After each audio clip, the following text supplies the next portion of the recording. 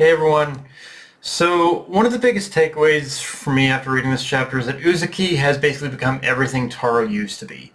Cold, calculating, ruthless, just pretty much everything that garnered Taro's reputation as the world's greatest assassin, Uzuki's co-opted and twisted it for his own ends. And obviously, there's the obvious parallel you could say of how Uzuki has become what basically Taro used to be, and Taro has become a much better person for basically leaving that life behind and starting a family, and that's obvious. But the one thing as well that comes with this for me is Taro needs to realize him saying he's not an assassin anymore is not a moral stand.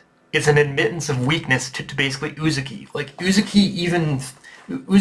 even throwing the JAA's lessons back at Taro's face was even the most snidest way to say, you can't beat me as you are. So even if he doesn't want to go back to who he was, Taro does still need to realize that even with the boost, like the old granny gave him, he's still not strong enough to do Uzuki as he is. He's gonna, in the aftermath of this, he's going to have to realize he needs to start looking looking to his old bag of tricks in order to really stand a chance against Uzuki. Really, the only mistake Uzuki has made this entire chapter was threatening Hana, and had awakened a spark in Taro, it's also true he very much was very easily getting played into Uzuki's trap by giving into his goading and threats. In fact, if Gaku hadn't interrupted at that moment, I'm almost positive Uzuki would have mortally wounded, if not killed, Taro. And Uzuki, for as much of a conniving bastard as he is, I can't deny either, he is exposing so many of Taro's weaknesses that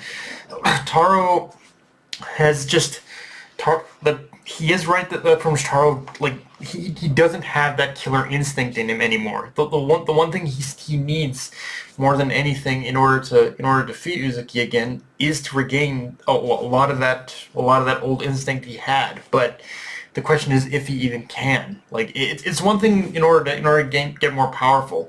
It's another to actually have the nerve in order to fight again. And again, I don't know if Taro really has that, or if he can regain it at least fully. Now, on the other end of the spectrum, Uzuki spills the beans that, yeah, Taro did kill him way back when.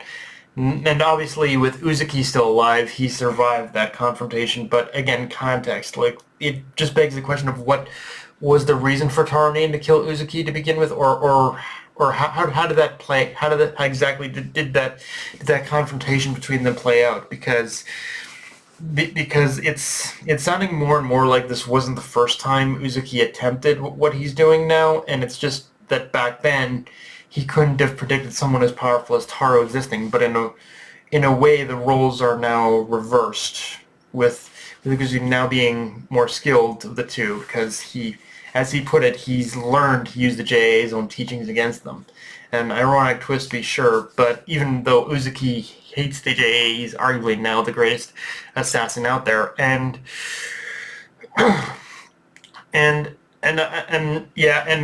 But aside from that as well, this chapter seems to also imply that Uzuki was basically a trainee, or someone who was training to become an assassin of the JA alongside Taro. He was there with everyone else. He probably just didn't stick out from the crowd. So, how do all these pieces fit together? What exactly is Uzuki's connection to JA, Taro, all of it? How does it all fit into place? I think is my big question. And yeah, in saying that, this chapter did bring up a concern I do have. One I'm sure Suzuki will address in the aftermath of this, but there is a growing pattern of Shin kind of getting his ass kicked in again and again, and I'm sure that's intentional on Suzuki's part to show how he does need to improve like Taro.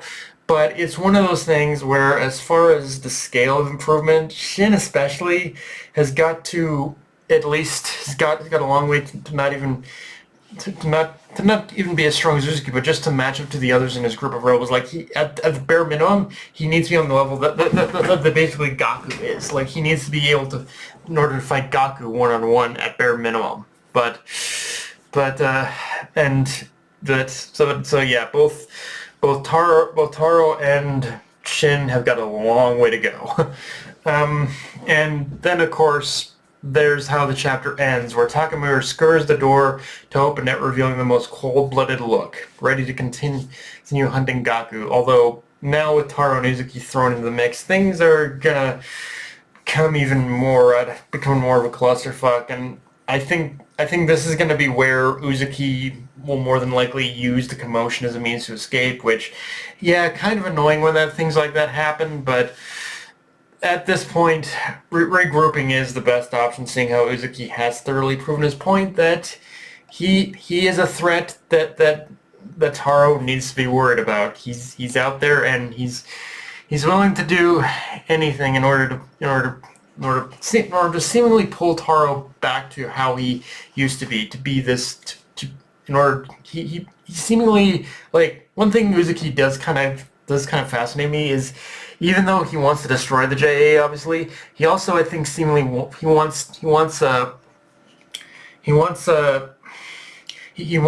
like, Taro at his best again. He wants to fight Taro in as much of his prime as possible in order to kind of prove his point that he not only is the strongest, but that he can destroy the very institution that created him, the JAA. So yeah, it's like Uzuki at this point it's like, yeah, Uzuki, he's Uzuki's a monster, and we gotta deal with him.